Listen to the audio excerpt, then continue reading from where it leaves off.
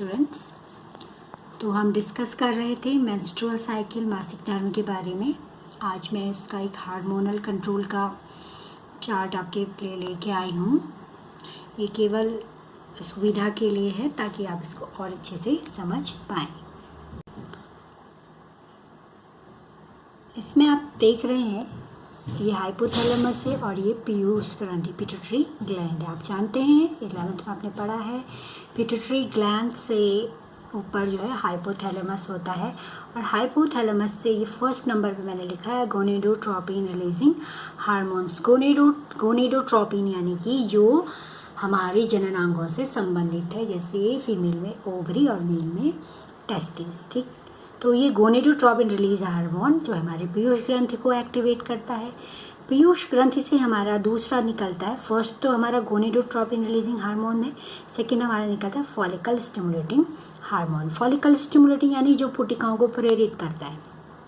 प्रेरित काहे के लिए? बढ़ने के लिए। ठीक है, जैसे जैसे पुटिकाएँ बढ़ती हैं उनमें एस्ट्रोजन हार्मोन्स बनने लगता है और धीरे धीरे आप देखेंगे जब ये मैच्योर होता है तो एस्ट्रोजन की मात्रा इतनी ज़्यादा हो जाती है कि ये जाकर के पीयूष ग्रंथि को प्रेरित करता है। ठीक है, देखिए जब एस्ट्रोजन की मात्रा कम थी, यानी जब पुटिका प्रेरित बढ़ रही थी, तो एस्ट्रोजन की मात्रा जब कम थी तो इतना कम एस्ट्रोजन था कि ये इसको प्रेरित नहीं कर पा रहा था। नेगेटिव डैश लाइन का मतलब है नेगेटिव, यानी कि ना कर पाना, ना से संबंधित इसका मतलब होता है। तो जब पुटिकाएँ छोटी होती है तो एस्ट्रोजन हार्मोन्स कम बनता है जो पिट्यूटरी ग्रंथि को प्रेरित नहीं कर पाता है। ठीक, जैसे ही ये पुटिका मैच्योर होती है एस्ट्रोजन काफ़ी मात्रा में बनता है और ये वापस जाकर पीयूष ग्रंथि को सूचना देता है। अब आप सोच रहे होंगे कि एस्ट्रोजन हार्मोन्स क्या सूचना दे रहा है। देखिए ये मैंने आपको प्रीवियस लेक्चर में भी बताया है कि हार्मोन्स एक दूसरे से इंटरकनेक्ट है। जब गोनेडोट्रोपिन रिलीजिंग हार्मोन्स बनता है तो वो FSH बनाता है, FSH से पुटिकाएँ बढ़ती हैं, पुटिकाएँ एस्ट्रोजन बनाती हैं। ठीक, एस्ट्रोजन पुटिकाओं के बढ़ने पर बढ़ता जाता है। एक लेवल पर एस्ट्रोजन की मात्रा काफ़ी ज़्यादा हो जाती है और ये सूचना किसको मिलती है? ब्लड के थ्रू हमारी पीयूष ग्रंथि को, और वो तुरंत क्या बनाना स्टार्ट करता है? Luteinising hormone. जब तक एस्ट्रोजन कम था ल्यूटिनाइजिंग हार्मोन्स नहीं बनेगा, क्योंकि जब फॉलिकल मैच्योर हो जाता है, मैच्योर होने का मतलब ओव्यूलेशन के लिए तैयार है, तभी LH चाहिए, क्योंकि LH के ऑर्डर पर ही ये पुटिका ब्रस्ट होगी, फटेगी। तो एस्ट्रोजन की मात्रा बढ़ने पर एस्ट्रोजन मैसेज को ले जाता है पीयूष ग्रंथि को, पीयूष ग्रंथि से ल्यूटिनाइजिंग हार्मोन्स बनता है। ये हार्मोन जाके क्या कराता है? ओव्यूलेशन कराएगा। देखिए 6 नंबर पे ovulation, egg secondary oocyte release हो गया है। उसके बाद ये कॉर्पस, हमारा जो फॉलिकल है ब्रेस्ट फॉलिकल, ये बदल जाता है कॉर्पस ल्यूटियम में। ठीक, कॉर्पस ल्यूटियम के 2 काम होते हैं, 2 हार्मोन्स आप देख, एक इनहिबिन मैंने लिखा हुआ और एक प्रोजेस्टेरॉन।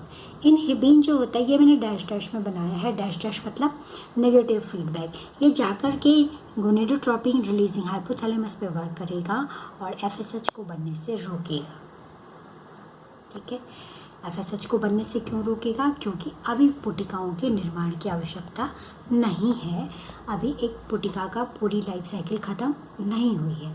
तो ये इनहिबिन जाके इसको फॉलिकल स्टिमुलेटिंग और LH सबको ही क्या करेगा? इनहिबिट करेगा, रोकने के लिए बोलेगा। और इधर कॉर्पस लूटियम प्रोजेस्टेरॉन हार्मोन बनाता है जो यूट्रस की एंडोमेट्रियम को मजबूत करता है। तो ये हमारा पूरा हार्मोनल कंट्रोल है। इसमें मैंने लिखा हुआ है 6 नंबर पे, high level of luteinising hormones cause ovulation. High luteinising, ये आपको पूरा लिखना है, luteinising hormone follicle stimulating hormone. High luteinising hormones cause rupture follicle to become a corpus luteum. Corpus luteum बन जाती है, इसमें ल्यूटीन, पीले रंग का ल्यूटीन द्रव भरा होता है जो प्रोजेस्टेरॉन बनाता है। कॉर्पस लूटियम सिक्रेट इनहिबिन बनाता है to say stop to hypothalamus को नो कहने के लिए। Same way corpus luteum secrete progesterone, corpus luteum progesterone बनाता है जो यूट्रस की एंडोमेट्रियम वॉल को डेवलप करता है। नेक्स्ट अब हम आगे की प्रोसेस पढ़ेंगे। आगे की प्रोसेस में आप जानते हैं कि अब हमने आपको डिटेल में मेल और फीमेल जनन तंत्र पढ़ा दिया है, कैसे इसमें शुक्राणु बनते हैं, जिन्हें हम स्पर्मेटोजोआ बोलते हैं, कैसे फीमेल में अंड कोशिका बनती है। अब आगे जो प्रोसेस होती है बेटा, एक तो नॉर्मल प्रक्रिया है, जब फर्टिलाइजेशन नहीं हुआ तो सेकेंडरी oocytes जो है नष्ट होता है, मासिक धर्म शुरू हो जाता है, लेकिन मासिक फ्लो शुरू हो जाता है। लेकिन अगर कोई फीमेल जो है वो अपनी जनरेशन आगे बढ़ाना चाहता है, कोई कपल, और उन्होंने जो है क्या कहते हैं प्रेगनेंसी वो चाहते हैं, तो तब आगे की साइकिल कैसे होगी उस पर हम डिस्कस करेंगे। ठीक है, तो इस सबसे पहले अब हम आगे पढ़ेंगे कैसे जाइगोट बनता है, उससे भ्रूण कैसे डेवलप होता है।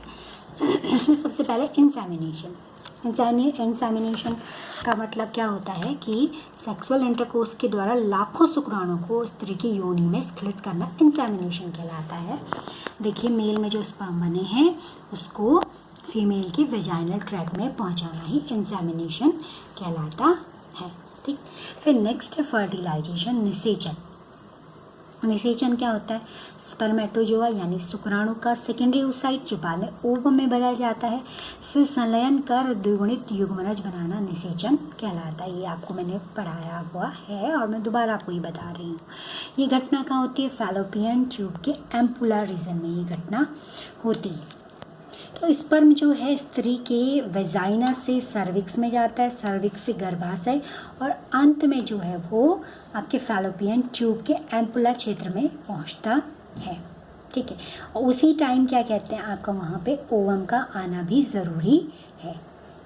जब शुक्राणु वहाँ पहुँचता है तो वहाँ पर oocytes भी होना ज़रूरी होता है। अगर oocytes नहीं होगा तो निषेचन नहीं होगा।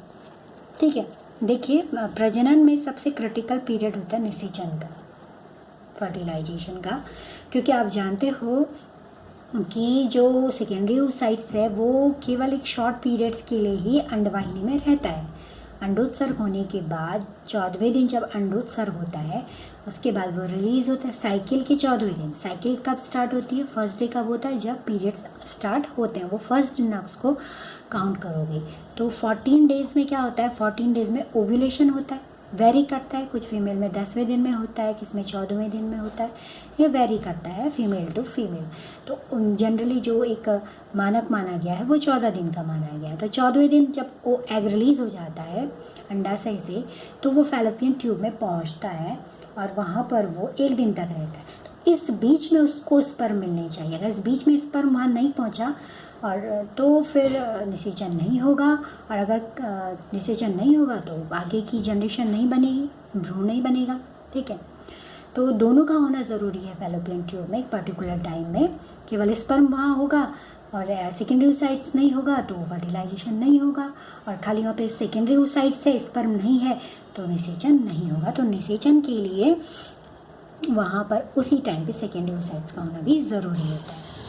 उसके बाद देखिए, ये तो निषेचन है, लेकिन निषेचन से पहले ही, ठीक है, निषेचन की जनरल हमने बात बोली। निषेचन इतना आसान नहीं होता है कि स्पर्म जाएगा और उसको एग सेल को पेनिट्रेट कर देगा। तो स्पर्म का सबसे पहले कैपेसिटेशन होता है। कैपेसिटेशन स्त्री मार्ग में होता है, स्त्री जनन मार्ग में होता है। तो स्पर्म कैपेसिटेशन के बारे में हम थोड़ा सा डिस्कस करेंगे। स्पर्मेटोजोआ यानी शुक्राणु में जो कारकीय परिपक्वन होता है, कारकीय मतलब फिजियोलॉजिकल, ठीक है, कारकीय परिपक्वन या बदलाव होता है, उसकी जो शारीरिक संरचना उसमें कुछ चेंज होते हैं। क्यों चेंज होते हैं? ताकि वो अंड कोशिका को भेद पाए। जब अंड कोशिका को भेदेगा तभी निषेचन होगा। उससे पहले उसकी संरचना में कुछ चेंज करने पड़ते हैं, और वो चेंज जब तक शुक्राणु मेल जेनिटल ट्रैक में वो चेंज नहीं होगा, वो कब होगा? जब वो स्त्री के शरीर में पहुंच जाएगा। तो यह क्रिया फीमेल रिप्रोडक्टिव मार्ग मेनली अंडवाहिनी में होती है। क्या होता है कैपेसिटेशन? देखिए, शुक्राणु के चारों ओर प्रोस्टेट ग्रंथि, आप जानते हो प्रोस्टेट ग्रंथि मेल में पाई जाती है। तो प्रोस्टेट ग्रंथि के द्वारा स्रावित ग्लाइकोप्रोटीन की एक परत होती है शुक्राणु के चारों ओर, जो इसे अक्रियशील बनाती है। अब ये इसे अक्रियशील क्यों बनाती है? क्योंकि जब तक शुक्राणु स्वयं के मतलब नर के शरीर में अगर वो क्रियाशील रहेगा तो उसकी एनर्जी खत्म हो जाएगी। उसको एनर्जी चाहिए अंड कोशिका को भेदन करने के लिए, उसको वहाँ पे एनर्जी की ज़रूरत है। तो जो प्रोस्टेट ग्रंथि का ग्लाइकोप्रोटीन होता है वो उसे इनएक्टिवेट बना देता है। ठीक, जैसे ही शुक्राणु मादा जनन मार्ग में प्रवेश करता है, वहाँ के अम्लीय माध्यम और रसायनों के द्वारा ग्लाइकोप्रोटीन की परत हट जाती है। ठीक, जैसे ही फीमेल जेनाइटल ट्रैक में आएगा तो कुछ एसिडिक मीडियम भी होता है फीमेल के जेनाइटल ट्रैक में, और कुछ केमिकल्स होते हैं, वो उस ग्लाइकोप्रोटीन को वॉश आउट कर देते हैं, धो देते हैं, साफ कर देते हैं। तो इस क्रिया में 5 से 7 घंटे लगते हैं। इसी को हम कहते हैं स्पर्म कैपेसिटेशन। तो पहली घटना, निषेचन की पहली घटना क्या है? स्पर्म, पहली घटना तो इंसेमिनेशन है कि जो है शुक्राणुओं का स्त्री के जेनाइटल ट्रैक में पहुंचना। दूसरी घटना होती है स्पर्म कैपेसिटेशन। ये तो लास्ट की घटना है, ये तो परिभाषा है। संलयन होना, संलयन होने से पहले बहुत सारे चेंजेस होते हैं, उसमें सबसे पहला है स्पर्म कैपेसिटेशन। तो आपसे पूछा जा सकता है स्पर्म कैपेसिटेशन क्या है? स्पर्मेटोजोआ में कार्यकीय परिपक्वन या बदलाव, ताकि वो अंडकोशिका को भेज सके और निषेचन कर पाए। ये कहाँ होता है? स्त्री के जनन मार्ग में, मेनली अंडवाहिनी में। और ये स्पर्म कैपेसिटेशन केवल स्तनधारियों में होता है, स्तनधारियों के स्पर्म में होता है, नॉन मैमल्स में ये नहीं होता है। तो आज मैं आपको इतना ही पढ़ाऊंगी, इससे आगे मैं आपको कल बताऊंगी। Thanks for today.